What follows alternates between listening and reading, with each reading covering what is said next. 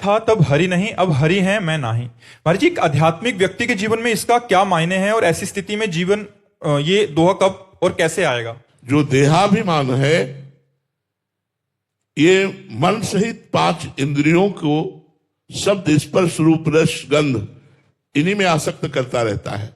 अंतःकरण में जो मैं है वो दोष युक्त है और जो स्वाभाविक स्वरूप का मैं है वो निर्दोष ब्रह्म है। जो स्वरूप का मैं है वो भगवदाकार है, ब्रह्माकार है, लेकिन जो अंतःकरण का मैं है वो देहाभिमान युक्त है। उसी में सारे के सारे दोष रहते हैं। तो जो देहाभिमान जनित मैं है वो गुरुदेव के चरणों की उपासना से जब भगवान में समर्पित हो जाता है तो स्वयं अनुभव होता है। ज्ञानी को अनुभव होता है गुणानुगुण वर्तन्ते मनुष्य पार्थ सर्वसा, ये गुणों के द्वारा शरीर संचलित होकर यंत्रारूढ़ानि मम माया ये चल रहा है। और जो भक्त होता है वो देखता है मेरे भगवान मेरे हृदय में बैठकर मुझसे करवा रहे हैं। अब वो करता नहीं रहता। अहंकार विमूढ़ आत्मा करता हमिति वन्यते।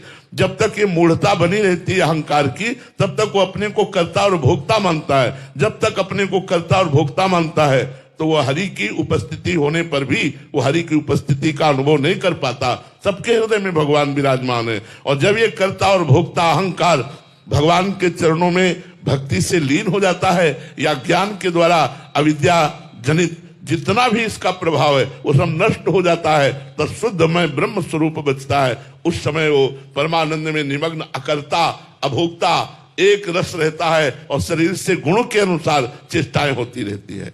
तो जब मैं था तब हरि नहीं, अब हरि है मैं नाही। प्रेम गली अति साकरी तामे दो न समाये।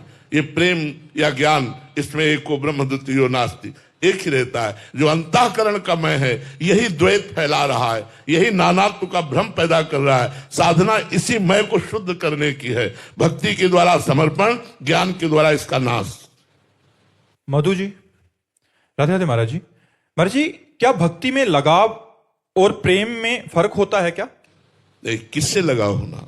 व्यक्ति से लगाव होना, शरीरों से लगाव होना, भगवान से। हाँ, भगवान से लगाव होना ये प्रेम की प्रथम भूमिका है।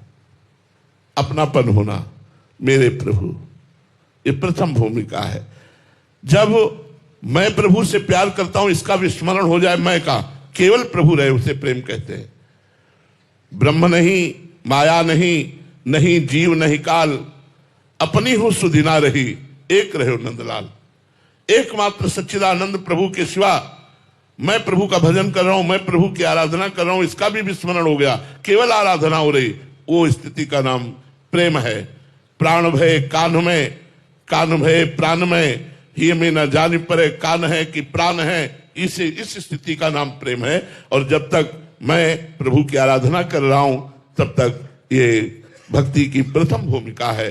भक्ति की अंतिम भूमिका जो प्रेम है वो तभी है जब मैं का विस्मरण हो गया। अपनी हो सुदिना रही, एक रहे नंदलाल। जैसे गोपीजन दही बेचने जाती हैं, विक्रेतु कामा अखिल गोप कन्या, मुरारी पादार पिचित्त वृत्ति, दध्यादिकम मोह वसाद औषध गोविंद दामोदर माधवेती। वो बोलना चाहती है दही ले ले दही, लेकिन निकलता कोई गोविंद ले ले, कोई माधव ले ले, कोई दामोदर ले ले, क्योंकि भगवान की रति को प्राप्त हो गई है, प्रेम को प्राप्त हो गई है। प्रेम में अपनी शुद्धि नहीं रहती, प्रेम में केवल प्रीतम रहता है।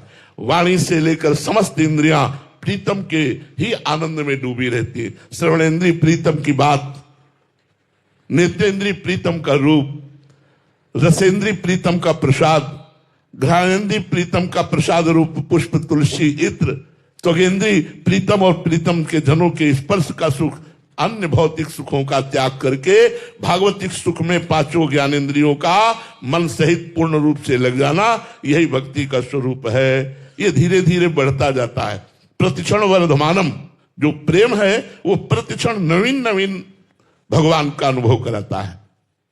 ऐसा नहीं लगता कल जो कथा सुनी थी आज वही है, नवम नवम, क्योंकि प्रेम प्रतिक्षण वर्धमानम। प्रेम में कोई कामना नहीं रहती, कामना रहितम सूक्ष्मतरम अनुभव स्वरूपम, वो अनुभव में रहता है। बड़ा सूक्ष्म विषय प्रेम है, प्रतिक्षण बढ़ता रहता है।